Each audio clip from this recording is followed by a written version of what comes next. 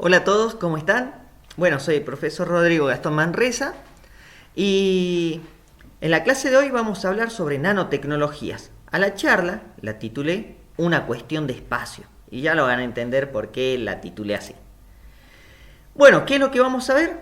Vamos a ver una introducción, vamos a ver qué es el nanómetro, qué aplicaciones tiene la nanotecnología, qué microscopios se utilizan, cuáles son los nanomateriales más comunes y por último vamos a finalizar con lo que es la computación cuántica.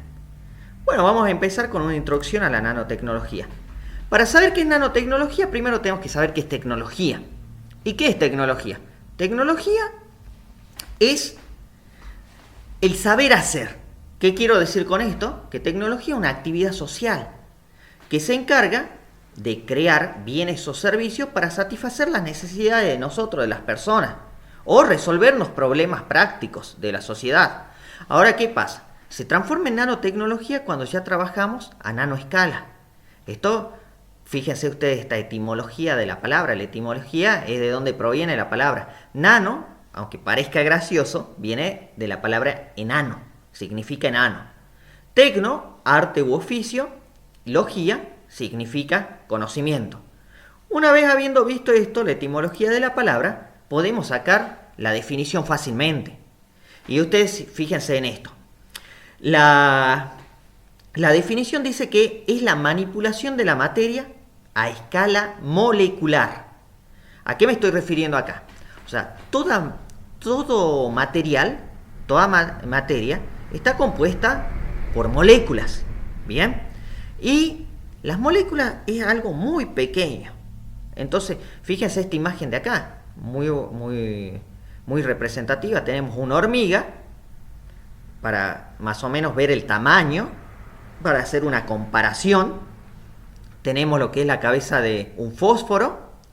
Y fíjense, así los componentes electrónicos fueron cada vez evolucionando y haciéndose con el proceso de miniaturización cada vez más pequeños, hasta llegar a ser, digamos, determinadas cosas invisibles al ojo humano. O sea, ya necesitamos determinados aparatos para poder ver algo que es muy pequeño, que al ojo humano se le escapa. Y a ver, ¿cómo se originó esto? Se originó por una persona que se llama Richard Feynman. Y fíjense, la mayoría debe pensar nanotecnología es algo moderno, algo de hace pocos años, pero no. Esto ya data del año 1959. Miren ustedes, 1959 aparece Richard Feynman, que ¿quién fue? A ver, para que ustedes lo conozcan, fue un físico que fue premio Nobel de física, justamente. Y él fue el primero en hablar de esto, de nanotecnología, en hacer referencia a lo que es la nanotecnología. ¿Y cuándo lo hizo? Justamente cuando alguien gana un premio Nobel, tiene que dar una conferencia. Justamente él, cuando ganó el premio Nobel, la conferencia que dio, él la tituló "En el fondo hay espacio de sobra". Y acá él habló justamente de esto, de nanotecnologías. Bueno, para entender lo que es nanotecnologías, primero tenemos que hablar qué es un nanómetro. A ver, ¿qué es un nanómetro? Miren, nanómetro, obviamente sus siglas son NM, es la 1000.000.000ª parte, o 10 a la -9, de un metro. A ver, suena medio raro, uno no tiene idea de esto, pero para que lo entiendan, miren este ejemplo que hay acá. Acá tenemos lo que es el grosor de un cabello. La mayoría, sabemos, nos sacamos un cabello y es re finito, es muy finito el grosor. Y miren esto, si esto es el grosor de un cabello, esto de acá es un nanómetro. O sea, algo muy chiquitito. Estamos hablando de algo que no nos estamos imaginando. O sea, algo que al ojo humano escapa, no es perceptible al ojo humano. Necesitamos ya aparatos como un microscopio electrónico, que ya vamos a hablar más adelante, para poder ver algo que está a escala nanométrica. Ahora a ver, la nanoescala. Miren, para que ustedes más o menos lo entiendan. A ver, dijimos que todo cuerpo está compuesto por moléculas. Las moléculas, a la vez, están compuestas por átomos. Y átomos se dice que es la unidad más pequeña de lo que está compuesta la materia. Ahora, ¿qué pasa? Acá tenemos al átomo, ¿bien? ¿Qué sucede? Cuando ya vamos acá al 1 nanómetro, estamos hablando del ADN. El ADN está en esta escala de 1 nanómetro. Y acá están los nanotubos, que ya vamos a hablar más adelante, es un nanomaterial. A los 10 nanómetros está lo que se llama, bueno, primero, para que ustedes para que lo comparemos y ustedes sepan con lo que es la computadora, la electrónica, la tecnología, están las proteínas a esta escala de los 10 nanómetros. Y acá aparece lo que es la resolución litográfica. La mayoría le debe sonar esa palabra media rara. ¿Qué es resolución litográfica? Justamente lo que dice acá. Es la técnica con la que se fabrican circuitos integrados y semiconductores. Para hacerlo más claro, a ver, hoy en día los microprocesadores de las computadoras se fabrican a esta escala, a los 10 nanómetros, ¿bien? Es más, hay inclusive microprocesadores mucho más chicos, 7 nanómetros, por ejemplo, ¿sí? O la tecnología está tendiendo cada vez a hacer un proceso de miniaturización y que sea cada vez más chico. ¿Y qué es lo que pasa? Los microprocesadores son el cerebro de la computadora, es un microchip que está justamente fabricado a esta escala, ¿sí? Por eso es tan chiquitito y tan potente. Ahora, ¿qué pasa? Ese microprocesador, esos circuitos integrados y semiconductores, hace mucho tiempo, estamos hablando en el 2003, miren ustedes, estaban al orden de los 100 nanómetros. A los 100 nanómetros nosotros tenemos, por ejemplo, los virus, que todavía es una escala invisible al ojo humano. ¿Bien? Ahora, ¿qué sucede? Bueno, esa era la fabricación de los transistores, por ejemplo, en el año 2003, pero todo empezó en el año 1970, los transistores ya estaban a esta escala. Uno dirá esto, ¿y qué es esas siglas? ¿Qué son? Bueno, acá estamos hablando de micrómetro. Micrómetro, ¿bien? Un micrómetro son 1000 nanómetros, ¿bien? Esto es, a ver, para que ustedes lo entiendan, porque nosotros estamos acostumbrados a trabajar en la escala que es, por ejemplo, de milímetros, centímetros, metro, ¿sí? Pero ¿qué es lo que pasa? Mucho más antes que eso, tenemos más antes que el milímetro, tenemos lo que es el micrómetro y, por último, lo más chiquito, el nanómetro. ¿Bien? Entonces acá en la escala de un micrómetro tenemos entre 1 y 10 micrómetros a las células. Y acá es donde se fabricaban los componentes, digamos, de los transistores en 1970. O sea, miren cómo esto fue evolucionando y cada vez se fue. Por eso es que cada vez los componentes de una computadora se fueron reduciendo más y las computadoras, de ser computadoras que ocupaban una habitación entera, pasaron a ser computadoras que cabían en el escritorio de cualquier oficina o casa. ¿Bien? Ahora a ver, habiendo visto la introducción y lo que es un nanómetro, vamos a pasar a las aplicaciones de la nanotecnología. O sea, es decir, ¿en dónde se lo utiliza? Bueno, por lo que yo estoy hablando, obviamente ustedes ya se están dando una idea de que se lo utiliza en la electrónica y en la informática. ¿Bien? Bueno, es cierto. Ahora, ¿qué pasa? La nanotecnología en realidad se ocupa en un montón de ámbitos y áreas. Por ejemplo, la construcción. En la construcción se lo utiliza mucho, por ejemplo, en lo que hay revestimientos, ¿sí?, que se utilizan en hospitales y clínicas, que están tratados con nanotecnología. ¿Para qué? Para que no tengan porosidades, no tengan poros donde se puedan adherir los virus y las bacterias. Entonces, de esa manera es una superficie mucho más fácil de limpiar y no va a tener esos poros donde se pueden llegar a adherir estos virus o bacterias. Ese es un ejemplo que yo estoy dando, ¿sí? Pero se lo utiliza en muchas más cosas dentro de la construcción.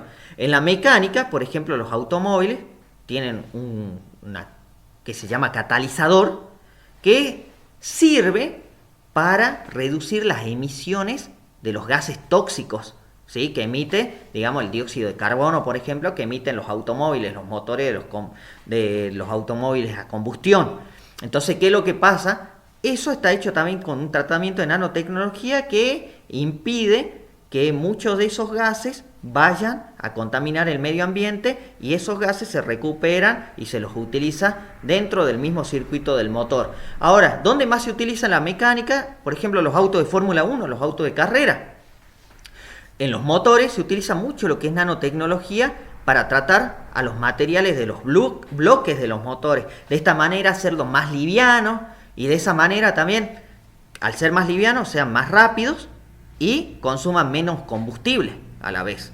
Bueno, también se utiliza en lo que es la física, la química, la biología. Todo esto, bueno, está muy relacionado a lo que es nanotecnología. Son tres áreas que están súper relacionadas. Por ejemplo, no sé, en lo que es el lavado se utiliza nanomateriales, ¿sí? Para lo que es lavado de prendas, para quitar la estática de la ropa, para lo que son las pinturas, por ejemplo, también se utiliza lo que es nanotecnología. Y bueno, existen un sinfín de también por ahí productos que sirven digamos, con nanotecnología para proteger una pintura de un automóvil, para proteger lo que es el vidrio, ¿sí? Todas esas cuestiones se utiliza.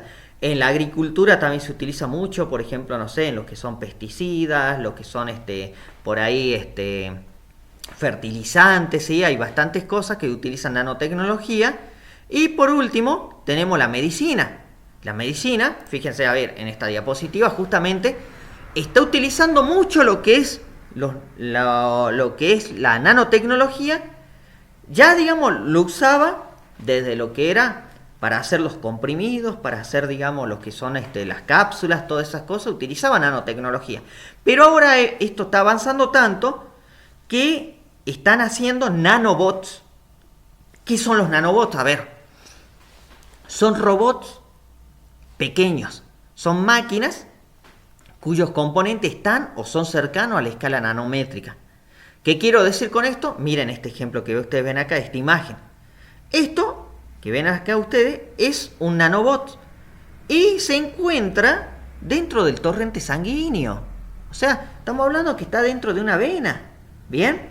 Entonces, ¿a qué me estoy refiriendo con esto? A que agarran los nanobots, las personas, digamos, agarran los científicos, los médicos, están utilizando, digamos, estos nanobots para introducirlos al torrente sanguíneo y de esa manera los nanobots en su interior tienen la cantidad de miligramos, ¿sí? Una cierta cantidad de miligramos del medicamento que necesitamos nosotros. ¿Me entienden? O sea, por ejemplo, de la droga que está necesitando esa persona para curar determinada afección. Entonces, ¿qué es lo que hace? Estos nanobots inyectan de vez en cuando, largan esa cantidad que necesita el organismo de cada persona y en el tiempo que cada persona lo necesita exactamente. O sea, es muy preciso. ¿Por qué? A ver, les hago este ejemplo.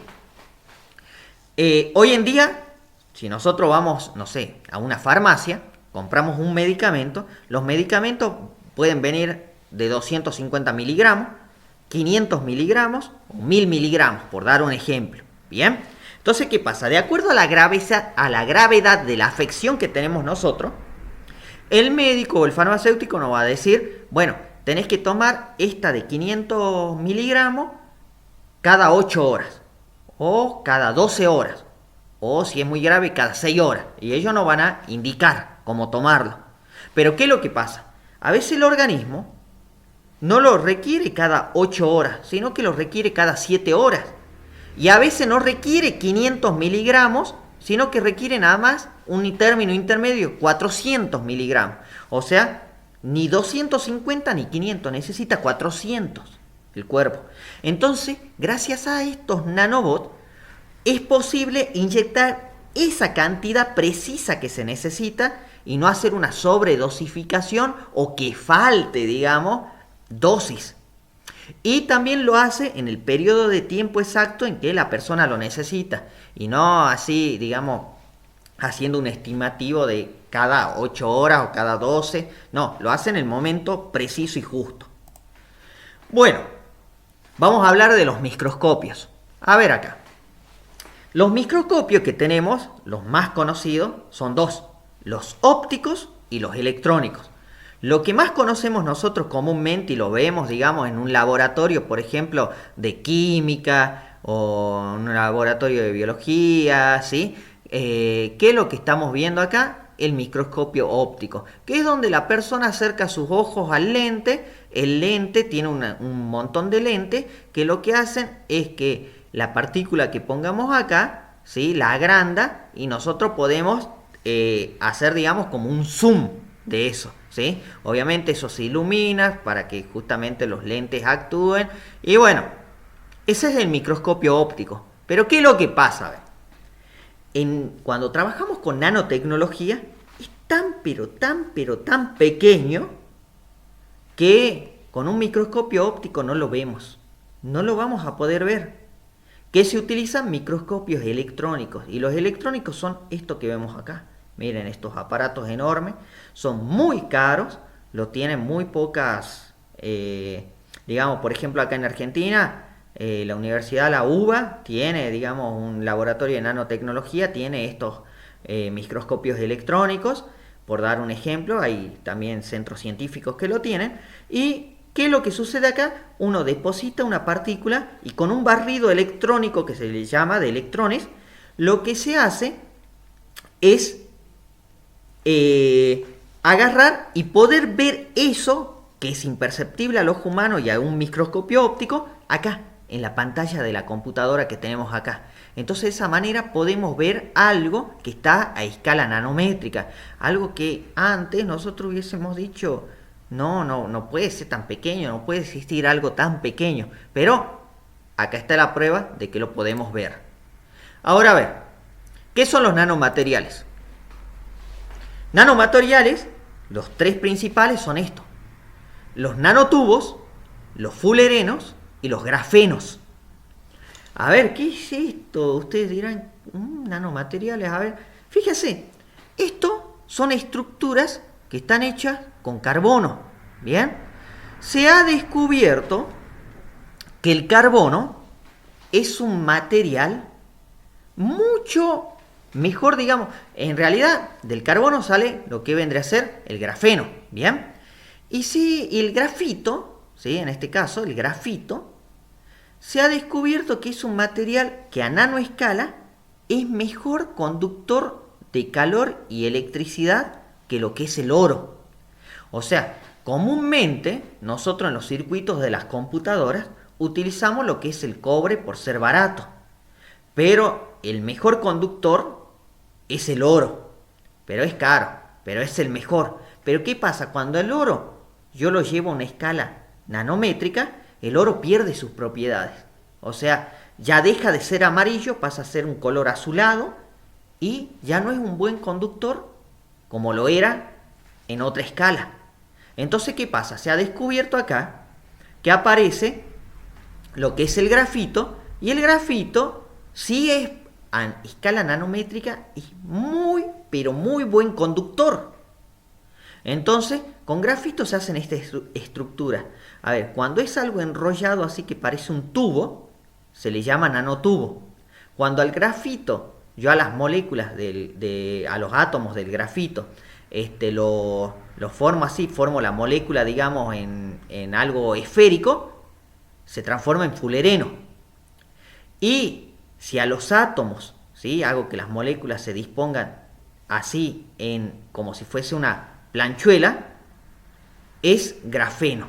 O sea, grafeno es una lámina.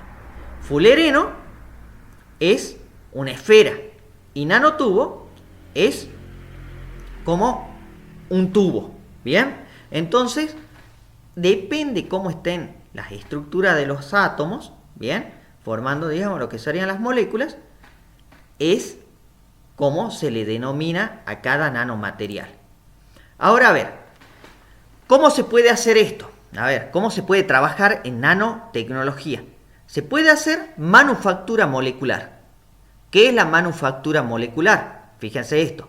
Consiste en manipular los átomos individuales, empezar, miren esto, atento con esto, empezar de abajo e ir subiendo. ¿Qué quiere decir esto?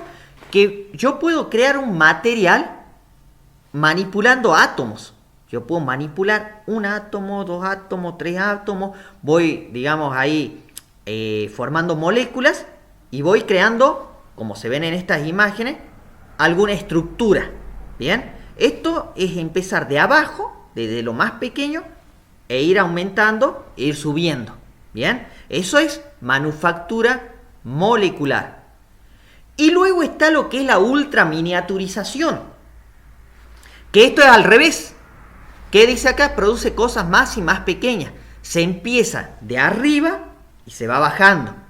¿Qué es lo que ha pasado con las computadoras? Que a ver, primero las computadoras eran así, enormes. Miren, estamos hablando de estantes, por donde que de 2 metros, más grandes que el ser humano. Y es como que el ser humano antes podía andar por dentro de la computadora. ¿Qué pasa? Se fue reduciendo esto, cada vez los componentes se fueron haciendo más chicos, pasó a tener este tamaño y hoy en día tenemos las computadoras portátiles, es más, tenemos por ejemplo los smartphones, celulares inteligentes que son más chiquititos todavía y tienen más poder de lo que tenían estas computadoras de antes. Miren a lo que llegó la tecnología. Entonces, ¿qué pasa acá? De algo grande se lo va haciendo cada vez más pequeño. Entonces va de arriba hacia abajo, a diferencia del anterior que habíamos visto. Bien. Ahora, para finalizar, vamos a ver lo que es la computación cuántica. La computación cuántica, bien, ¿qué quiere decir? Miren acá dice, son computadoras con circuitos y componentes a nanoescala que se basan en el uso de qubits. Miren esto, entre comillas, qubits en lugar de bits. A ver, para que ustedes lo vayan entendiendo. Las computadoras clásicas, ¿sí? Las tradicionales, utilizan bits. O sea, su lenguaje interno es el código binario. O sea, que manejan ceros y uno nada más. O sea, puede ser 0 o puede ser 1. Esos dos valores nada más manejan como lenguaje interno por sus circuitos. ¿Qué pasa? En la computación cuántica, cuando ya estamos hablando de computadoras con nanomateriales, computadoras ya más evolucionadas, ¿sí? Computadoras, hablamos de qubits. ¿Y qué son los qubits? A ver, acá está. Un qubit es un sistema cuántico que, a diferencia de los bits de la computación clásica, aparte de tomar 0 y 1, o sea, habíamos dicho que los bits o es un 1 o es un 0, además de tomar 0 y 1, también puede tomar ambos valores en simultáneo o superpuestos. ¿Qué quiere decir esto? A que puede tomar también, en vez de 0, 1, también puede tomar 0 o 1 juntos, 10, puede tomar ambos superpuestos al mismo tiempo, ¿sí? A eso me estoy refiriendo, y entonces de esa manera se incrementa aún más la velocidad de la computadora. Esto es lo que se está viniendo ahora. ¿Bien? Bueno, con esto damos por finalizada esta explicación sobre qué son las nanotecnologías. Les agradezco por su atención y cualquier duda que ustedes tengan, no duden, obviamente, en consultarme. Acá yo les dejo mis redes sociales de Facebook, de Twitter, de mi email y mi Instagram, ¿sí? A través de esto ustedes me pueden ubicar y bueno, esto está todo licenciado bajo licencia Creative Commons, es decir que ustedes pueden tranquilamente compartirlo y porque está hecho con fines educativos.